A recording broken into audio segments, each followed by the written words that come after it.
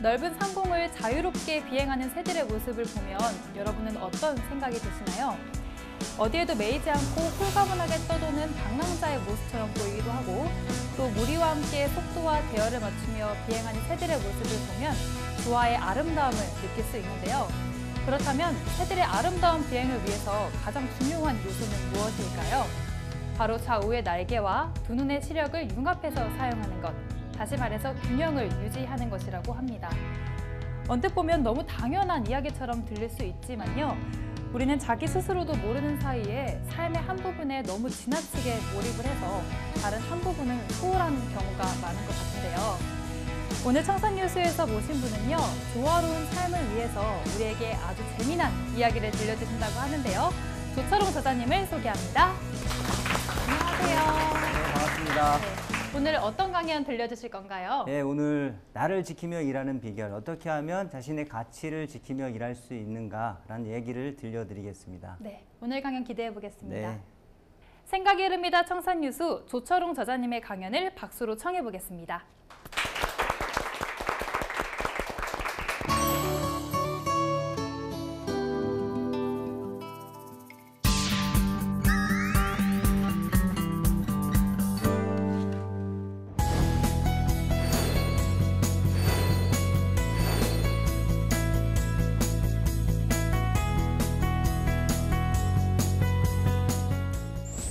네, 반갑습니다. 듀얼 해피니스의 조철웅입니다. 제가 오늘 들려드릴 이야기는 나를 지키며 일하는 비결, 어떻게 하면 자신의 가치를 지키며 일할 수 있을 것인가에 대한 이야기를 들려드리겠습니다. 여러분들 이 앞에 있는 이 그림을 보시면 동일한 두 가지 종류의 선물이 있습니다. 내용물이 똑같다고 했을 때 여러분들은 어떤 것을 선택하시겠습니까? 네, 당연히 왼쪽에 예쁘게 포장된 선물을 선택할 거라고 생각을 합니다. 지금 이 시대는 자기 자신을 마케팅하는 시대, 포장 기술도 기술이라고 이야기하는 시대라고 합니다. 제가 첫 번째로 들려드릴 이야기는 행복함과 자신감으로 말하라 라는 이야기를 들려드리고 싶은데요. 일을 하면서 자신감 있게 또는 자신의 삶 속에서 자유롭게 살아갈 수 있는 행복함이 있다면 얼마나 좋을까요? 하지만 많은 직장인들은 치열한 경쟁 속에 치여서 이렇게 위축되어 살아가는 경우가 많습니다. 제 자신도 이 행복함과 자신감이 결여된 상태로 오랜 세월을 살아왔었고요.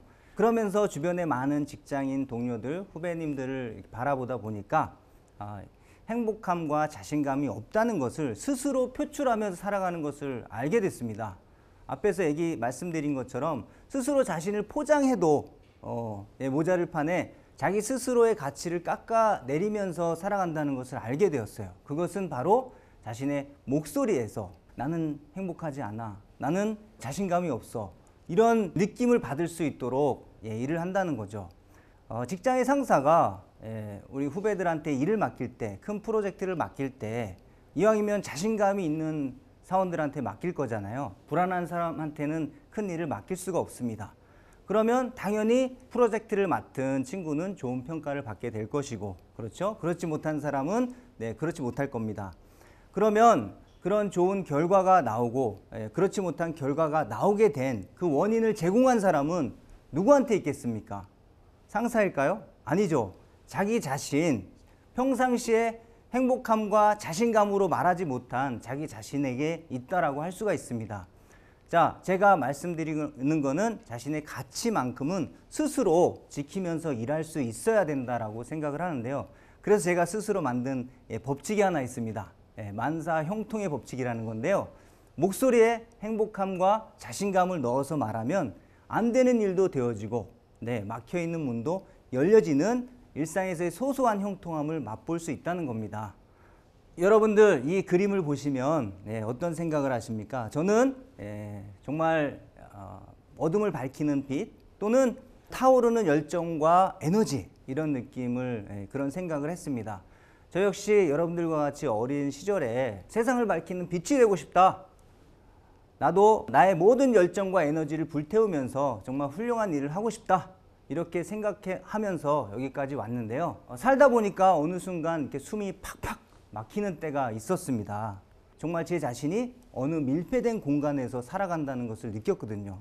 숨이 막히고 제 에너지와 열정이 더 이상 타오르지 못하는 것 같은 그런 심각한 상황을 맞이하게 됐습니다. 이 열정과 에너지가 타오르지 못하는 데는 여러분들도 아마 시간이 지나면 느끼실 텐데, 여러분들이 하는 일 자체는 삶의 일부분인데도 불구하고 시간이 지나면 지날수록 이 일이 자신의 삶의 전부라고 느끼는 때가 저에게도 있었던 거예요. 그렇게 살아가다 보니까 어느새 저도 모르게 이 촛불은 타오르기 힘든 그런 상황을 맞이하게 되는데요. 밀폐된 환경, 외부의 환경은 어떻게 할 수 없지만 스스로 제가 할 수 있다는 것 한 가지가 있다는 것을 알게 되었습니다. 바로 이처럼 작은 밀폐된 공간에 구멍을 뚫어 놓는 겁니다. 이렇게 구멍을 뚫어 놓으면 변함없이 촛불은 계속해서 타오를 수가 있겠죠. 저의 열정도 이와 같이 타오르기 시작했습니다. 제가 저의 독특한 취미 하나를 소개해 드리도록 하겠습니다.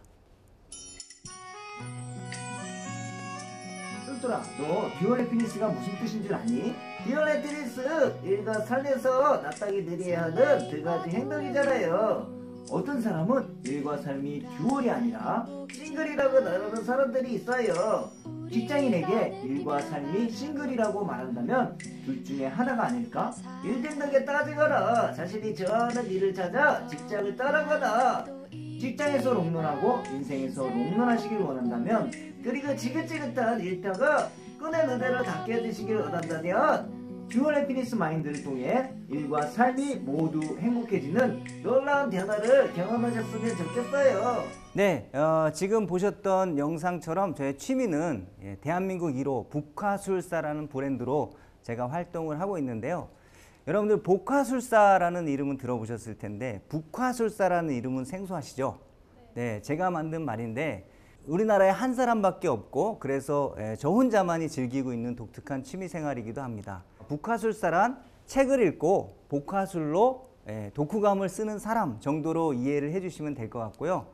제가 아주 비싼 돈을 들여서 복화술이라는 걸 배웠어요. 저 인형 사는 것도 굉장히 비싸고 거금을 투자해서 복화술이라는 걸 배웠는데, 동네 이제 꼬마들에게 이제 한두 번 공연을 하고 나니까 더 이상 불러주는 데가 없는 겁니다.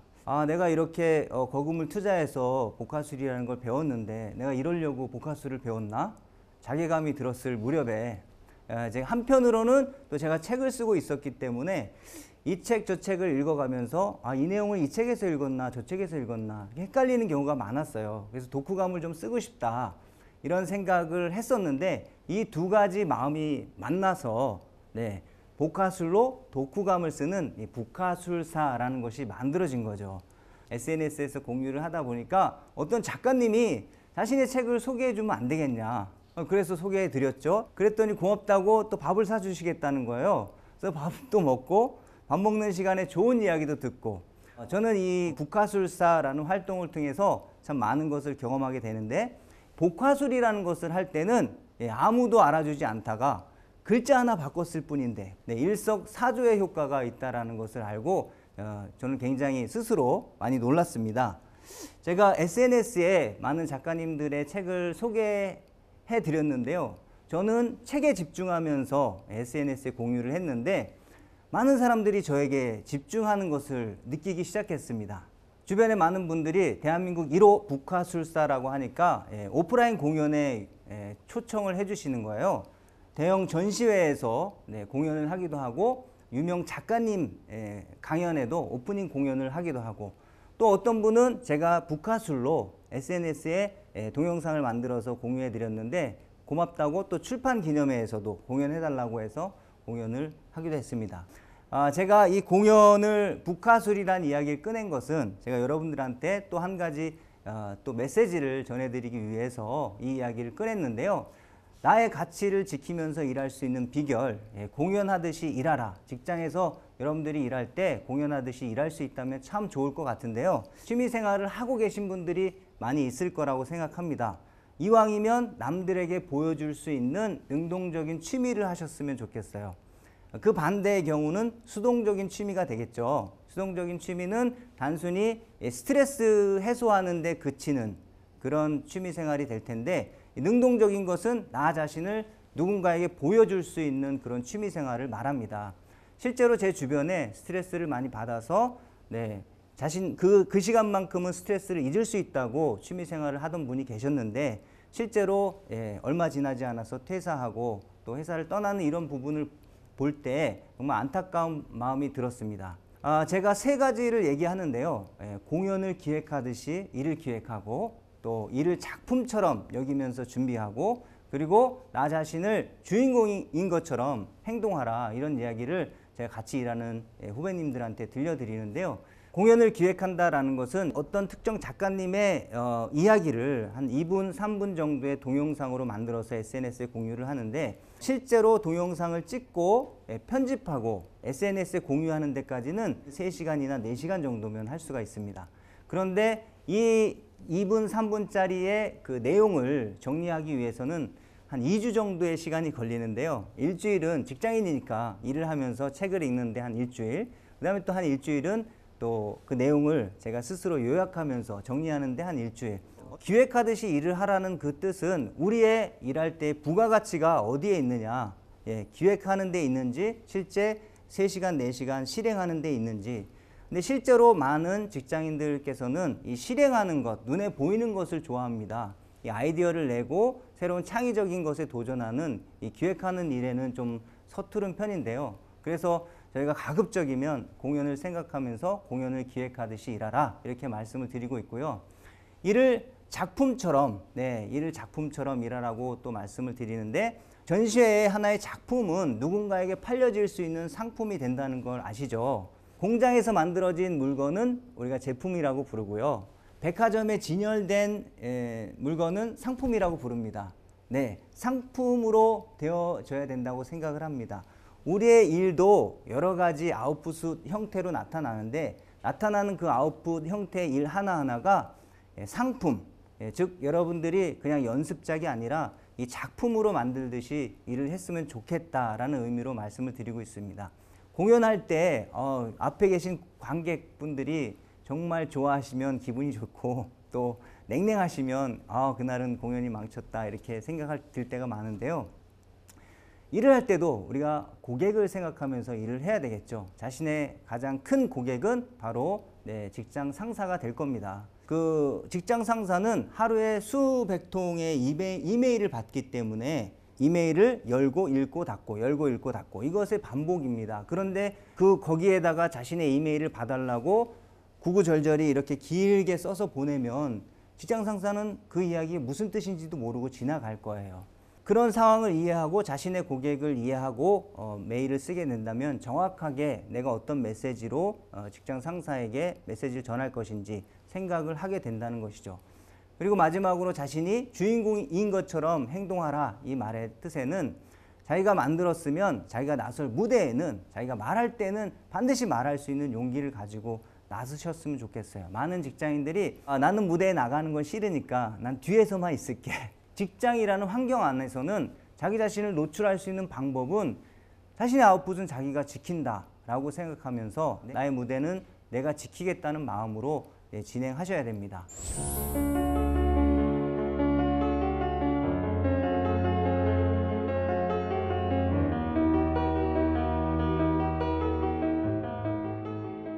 자기 자신을 지키면서 일할 수 있는 또 비결 하나를 더 말씀드리겠습니다. 제가 일을 하면서 하다 보니까 언제나 좋은 일만 맡아서 일을 하는 것은 아니었습니다. 늘 하찮은 일도 맡을 수 있고요. 자기가 원하지 않는 일도 맡을 수가 있었습니다. 그런 일들을 생각하면서 제 스스로 만든 비전을 만드는 ABC 방정식인데요. A는 내가 잘할 수 있는 것, B는 내가 되고 싶은 것 또는 잘하고 싶은 것, C는 새로운 비전, 칼라, A는 able, B는 become, C는 new color. C의 의미에 새로운 컬러의 의미도 있지만 새로운 컬러가 만들어져서 끝나는 것이 아니라 쿠킹하는 시간도 필요합니다. 제가 예를 들어서 설명을 해드릴게요. 지금 제가 앞에서 말씀드린 이 복화술이라는 거 있잖아요. 제가 복화술을 배웠는데 내가 이러려고 복화술을 배웠나 라고 자괴감이 들었을 무렵에 한편으로는 또 책을 읽고 독후감을 쓰고 싶다 이런 생각을 했다고 했잖아요. 잘할 수 있는 복화술 잘할 수 있는데 또 하고 싶은 것 독후감 이 두 가지 마음이 만나서 북화술사라는 이름이 탄생이 됐어요. 북화술사가 됐다고 해서 그날부터 제가 뭘 한 건 아니고요. 한 6개월 정도의 이 쿠킹하는 시간이 걸려서 지금의 모습으로 활동하고 있습니다. 이제 앞으로는 제가 북화술사가 됐으니까, 유일무이한 북화술사가 됐으니까 좀 더 책을 소개하고 홍보하는 데 그치는 것이 아니라 책을 더 잘 읽어서 좀 해설할 수 있는 그런 일을 했으면 좋겠다라는 마음이 있어요. 그래서 이제 앞으로 제가 또 선보이게 될 거는 이제 북화술 쇼라는 것으로, 직장이니까 주말에 집에서 유튜브로 보실 수 있도록 활동 계획을 가지고 있습니다. 또한 제가 22년 차 직장인인데요. 누구보다 일을 잘 알고 있을 거 아니에요, 그죠? 직장인이고. 그런데 제 스스로 개인의 삶도 좀 자유롭게 행복하게 살아갈 수는 없을까라는 이런 생각을 늘 하면서 다녔어요. 이 두 가지 마음이 만나서 듀얼 해피니스라는 새로운 컬러가 탄생이 되었습니다. 근데 제가 듀얼 해피니스라는 이름 지었다고 해서 그날 뭐 듀얼 해피니스는 이거야 뭐 이론으로 막 얘기하는 건 아니고요. 그 이론들을 제가 잘 정립하고 지금까지 만들어서 해왔던 것들이 이제 한 권의 책으로 여러분들 앞에 선보이게 된 거죠. 주어진 상황 속에서 의미 없는 그런 일을 하게 될 경우도 있지만 내가 하고 싶어하는 그런 어떤 의미를 담아서 일을 하다 보면 새로운 컬러, 뉴 컬러를 만드실 수 있고 그 뉴 컬러의 쿠킹하는 시간을 거쳐가면 새로운 여러분들의 이미지로 만들어 갈 수 있을 거라고 생각이 됩니다. 이것은 단순히 여러분들의 취미 생활에서나 또 작은 일에서 끝나는 것이 아니라 직장에서도 응용할 수 있는 거라고 생각을 하는데요. 해외 파견을 다녀왔어요. 제가 해외 파견을 한 5년 정도 다녀왔는데 다녀오고 나니까 제가 갈 자리가 없는 거예요. 저의 그 동기나 후배님들이 다 자리를 차지하고 있어서 저는 더 갈 자리가 없었습니다. 그래서 굉장히 고민을 하다가 어쩔 수 없이 후방에서 전방을 지원하는 매출 집계하는 일을 하게 됐어요. 여러분들 회사에서 매출 집계하는 거 아시죠? 이렇게 딱 집계하다 보면 굉장히 그 무의미한 일이라는 걸 알 수 있어요. 같이 일하는 동료들이랑 이렇게 시간을 지내다 보니까 굉장히 의욕이 없고 무기력하고 우울증에 빠지기 굉장히 쉬운 단순한 업무였습니다. 정말 이 일에서 제가 어떤 의미를 찾을 수 있을까 이렇게 생각을 하다가 작은 의미를 하나 넣기 시작했어요. 그냥 단순히 매출을 집계하는 게 아니라 내년도 우리 회사가 성장한다고 하는데 과연 얼마만큼 성장할 수 있을까? 5% 성장할 수 있을까? 10% 성장할 수 있을까? 회사가 성장하기 위해서는 투자를 끊임없이 해야 되는데 투자한 것만큼 성장하지 못하면 그만큼 적자를 보게 될 거고 투자한 것보다 더 많은 매출을 일으키게 될 수 있었는데 못한다면 기회 손실이 발생하게 되는 거잖아요. 그 부분에 대해서 사람들에게 우리 같이 일하는 친구들에게 자 우리가 앞으로 얼마만큼 성장할 수 있는지 실제로 점검을 한번 해보자. 이렇게 의미를 부여했더니 저희들이 하게 된 일이 내년도 매출을 이루기 위한 신제품들이 어떤 제품들이 있는지 제대로 개발이 되고 있는지 그리고 그 제품을 생산하는데 문제는 없는지 이런 것들을 전부 다 점검하게 된 거죠. 거기서 끝난 것이 아니고 그리고 경쟁사는 어떻게 하고 있는지 이런 것까지 들여다 보게 된 겁니다. 처음에는 이제 매출이라는 제가 하는 임무리 매출 업무였었는데 점차적으로 우리가 점검하는 일을 했더니 중간에 업무의 이름이 바뀌었어요. 계획. 그리고 나서 경쟁사를 들여다보고 야 우리가 목표한 저 매출 목표를 이루기 위해서 어떤 전략으로 가야 되니 우리가 실행하기 위해서 어떤 업무를 기획하고 가야 되니 이런 것들을 생각하니까 지금은 전략 기획 업무라는 이름으로 바뀌어서 일을 하게 되었습니다. 이와 마찬가지로 아무리 사소한 일이고 하찮은 일이라고 여길지라도 직장에서도 그 일에 의미를 부여하면서 일을 하다 보면 그것이 열심히 일해야 하는 동기부여로 작용을 하게 될 거고 그것을 바탕으로 또 많은 성과를 얻게 될 거라고 생각을 합니다. 제가 오늘 여러분들한테 들려드린 이야기는 세 가지였습니다. 나를 지키며 일하는 비결, 자신의 가치를 어떻게 지키며 일할 것인가, 첫 번째는 만사형통의 법칙을 말씀드렸어요. 꼭 기억하시고 자신의 목소리에 행복함과 자신감을 넣어서 말하면 반드시 안 되는 일도 되어지고 막혀있는 문도 열려지는 일상의 소소한 형통함을 맛보실 수 있습니다. 하루 이틀 큰 기대감은 없지만 1년, 2년이 지나면 여러분들에게 따라온 큰 성과들을 느끼실 수 있을 겁니다. 네, 두 번째로 말씀드린 거는 공연하듯이 일하라. 네, 능동적인 취미, 남들에게 보여줄 수 있는 능동적인 취미를 가지시고요. 공연을 기획하듯이 일을 기획하시고 또 일을 작품처럼 여기면서 준비하시고 마지막으로 작은 일에도 의미를 부여하라 라는 말씀으로 여러분들과 나눴는데 정말 세상을 살다 보면 자기가 원하지 않는 상황으로 바뀌어지는 경우가 있습니다. 파견 갔다가 오면서 부딪혔던 그런 어려운 환경 가운데서도 제가 작은 의미를 찾아서 지금 크게 일을 하고 있다라는 말씀을 드렸는데요. 그 외에도 사실 소소하게 작은 일들 가운데서도 의미를 부여하시면 여러분들한테도 놀라운 성과가 생겨나실 거라고 생각합니다. 네, 지금까지 나를 지키면서 일하는 비결에 대해서 말씀드렸고요. 다음 시간에는 나를 성장으로 이끄는 힘, 어떻게 하면 후회하지 않고 만족할 만한 성과를 이루면서 살 수 있을 것인가, 그 이야기를 다음 시간에 들려드리도록 하겠습니다. 감사합니다.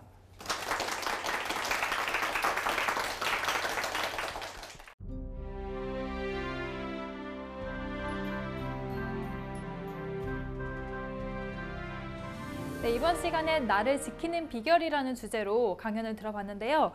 이번 순서는 강연자의 삶에 영향을 끼친 인생책을 소개해 주시는 시간인데요. 오늘 어떤 책 준비하셨나요? 네. 빅터 프랭클의 죽음의 수용소에서라는 책을 준비했습니다. 죽음의 수용소라는 이 책을 쓰신 작가는 빅터 프랭클이라는 오스트리아 출신의 유태인이었습니다. 이분이 아주 유명한 로고 테라피라는 의미 치료를 창시한 정신과 의사인데요. 실제로 이분은 세계 2차 대전 때 독일 나치 죽음의 수용소라고 하는 아우슈비츠 그 수용소에 수감되어서 생활했었고 극적으로 살아나신 분인데요. 이분이 그 수용소에서 살아가시면서 자신의 가족들, 아내를 포함해서 모든 가족들이 가스실에서 또 죽음을 맞이하는 그런 경험을 보면서 정말 내가 살아야 하는 의미를 잃어버리고 죽음의 문턱까지 갔지만 결국 삶의 의미와 자신의 존재 가치를 찾으면서 끝까지 살아남고 이렇게 책까지 또 써서 많은 분들에게 위로와 희망을 주고 있는데요. 실제로 이 책에는 수감소에서 살아남으셨던 분들의 이 특징을 좀 적어 놓았는데 정말 살아남은 사람들의 공통적인 특징은 반드시 내가 살아야 하는 이유를 한 가지 이상 가지고 있었던 사람이라는 것입니다. 네, 예를 들어서 나는 반드시 살아서 집에 돌아가서 가족을 만나고 싶다라는 강한 의욕을 가진 사람도 있었고요. 내가 나가서 내가 해야 될 일이 있어 라는 그런 스스로의 믿음을 가진 사람도 있었습니다. 이렇듯이 작가님께서 말씀하시는 것은 어떠한 상황 가운데서도 자신이 살아가야 할 이유가 있다면 그 상황을 견딜 수 있다라고 말씀을 하고 있는데요. 저는 이 이야기를 들으면서 저는 항상 직장 생활에서 어려움이나 또는 어려운 환경에 처했을 때 이 책을 읽고 다시 한번 삶의 의욕과 또 열정을 불태우고 있는데요. 예를 들어서 제가 회사를 다니면서 또 여러 가지 경험을 하잖아요. 원튼 원치 않든 여러 가지 상황을 받아들이게 됩니다. 제가 한 10년 정도의 그 인대가 끊어지는 경험을 합니다. 무릎 인대가 끊어졌어요. 근데 한 3개월 정도 병원 신세를 졌어야 했거든요. 3개월 정도 병원을 왔다 갔다 하는 사이에 제 업무가 바뀌어 버렸어요. 중요한 업무를 수행하지 못하기 때문에 다른 사람으로 바뀌어 버린 거예요. 저는 정말 너무나 어처구니가 없었습니다. 그리고 바뀐 일에서는 이미 너무나 일을 잘하는 사람이 하고 있었어요. 제가 끼어들 자리가 없었습니다.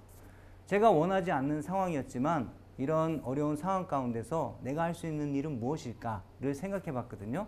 그때 이제 제가 영업을 하고 있을 때였는데 저희가 이제 그 해외 고객들한테 할 수 있는 것들은 우리의 제품들을 잘 설명하는 일들이었어요. 근데 제가 할 일이 없어서 가만히 좀 더 의미 있는 일이 없을까라고 생각해 봤더니 고객 한 사람 한 사람을 제대로 파악하고 있는 사람은 없더라고요. 그래서 제가 한 사람 한 사람의 그 고객 특징을 파악하기 시작했습니다. 일명 고객 프로파일. 누가 저희 제품에 결정 권한이 있는지, 저 사람은 뭘 좋아하는지, 골프는 몇 점 정도 치는지, 신발 사이즈는 얼마인지까지 조사를 하면서 제가 이렇게 리스트를 만들기 시작했는데요. 단순한 거예요. 저는 그냥 당연한 거라고 생각하면서 그 의미를 찾아서 일을 했는데 그게 저희 회사에서 베스트 프랙티스로 또 뽑혀서 제가 해외 주재원으로 나가게 되는 놀라운 성과가 있었어요. 제가 지금도 회사에서 자잘한 일들 중에 좀 낙심이 되는 일들, 좌절하고 싶은 그런 일들이 생길 때마다 이 책을 돌이켜 보면서 삶의 작은 의미, 작은 일들이라도 의미를 부여하면 반드시 그에 합당한 열심히 일해야 될 그 이유가 있는 거고, 열심히 일하다 보면 반드시 성과로 이어진다라는 스스로의 그런 생각을 하면서 이 책을 꺼내보고 있습니다. 여러분들도 힘들고 어려울 때마다 한 번씩 꺼내서 읽어보시면 좋을 것 같아서 소개를 드렸습니다. 네, 소개해주신 내용과 같이 우리의 삶의 의미와 또 존재의 가치의 중요성을 일깨워주는 책인 것 같은데요. 조철원 저자님의 강연은 다음 시간에도 이어지니까요. 계속해서 많은 기대 부탁드리겠습니다. 멈춰있던 마음과 생각을 흐르는 시간 청산 뉴스, 다음 시간에도 함께해 주세요.